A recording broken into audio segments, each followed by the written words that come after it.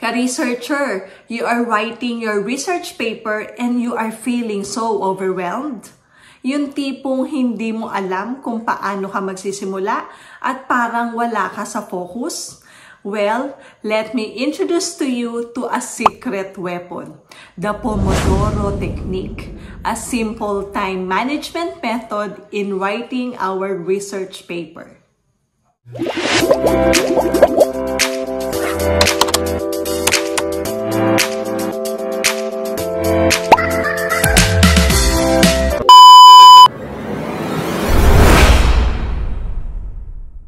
The Pomodoro Technique is a time management method developed by Francesco Cirillo in the late 1980s. This method involves breaking work into short, focused intervals called Pomodoros, which are traditionally 25 minutes long, followed by a 5-minute break. Now, after completing 4 Pomodoros, you take a longer break of 15 to 30 minutes.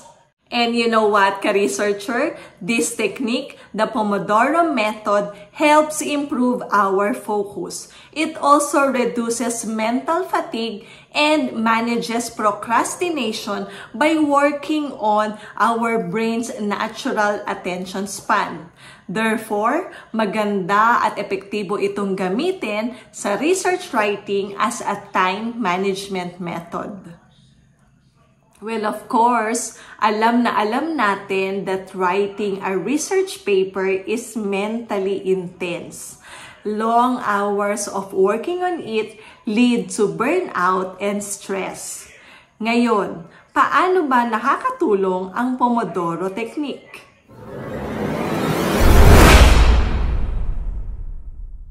Ka-researcher, Pomodoro Technique helps us to 1. Focus in short but powerful sessions. 2. It avoids procrastination. And 3. It builds momentum over time.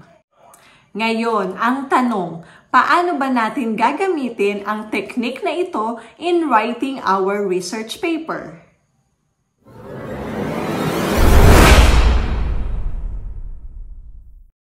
Okay, so let us break it down into a plan. Here is how we use Pomodoro for our research paper. So Pomodoro 1, finalize your topic and thesis. Pomodoro 2 to 3, research and gather sources. Pomodoro 4, create an outline. Pomodoro 5 to 6, write the introduction. Pomodoro 7, 8, 9, 10, write the body paragraphs. Pomodoro 11, write your conclusion. And Pomodoro 12, revise and edit. Okay, so those are examples of what we call Pomodoros, or mga short but focused works or tasks. Now, traditionally, 25 minutes long yan. And after that, meron kang iaalat na 5 minutes na break. Now, after completing at least 4 Pomodoros, you can now take longer breaks. So, instead of 5 minutes, yung break mo, pwede mo na siyang gawing 15 to 30 minutes. And to convince you more on why Pomodoro is so powerful in writing, let's take a look at what the researches and studies say.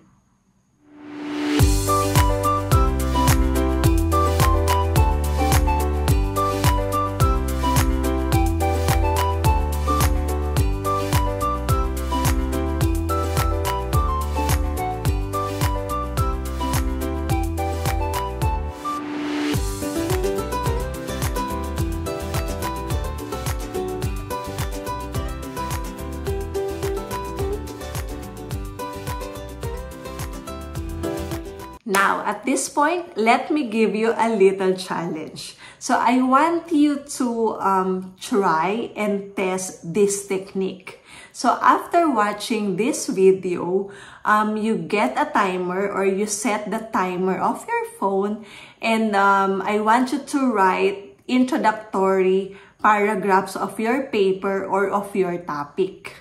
Okay, now after the time, after 25 minutes, I want you to share your experience in our comment section. So you tell me your experience or as to how did it go.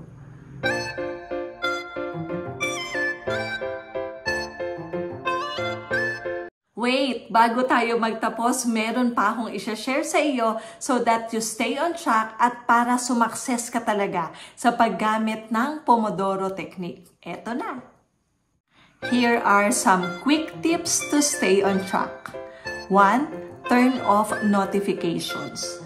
2. You may play music, focus music such as mga classical o yung mga tinatawag nating white noise. And then, during breaks, you stretch or grab a snack. And also, you can track your Pomodoros daily para makita mo yung paper mo na they come to life step by step. So, ayan, writing research papers doesn't have to be exhausting. With Pomodoro, you are working smarter and you are actually feeling good while doing it. So give it a try, ka-researcher, and you tell me, you inform me or update me as to how it works for you. And there you have it. Thank you for using your time wisely and being with me in this video. By the way, please like and please share this video to your classmates, to your fellow researchers, o sa kahit sinong kakilala mo na sa tingin mo ay nag-i-struggle sa pag-manage ng kanyang time, lalo na sa pagsulat or paggawa ng kanyang research paper. God willing, makatulong din sa kanya ang Pomodoro Technique. So, there you go. Bye, and I will see you in our next video.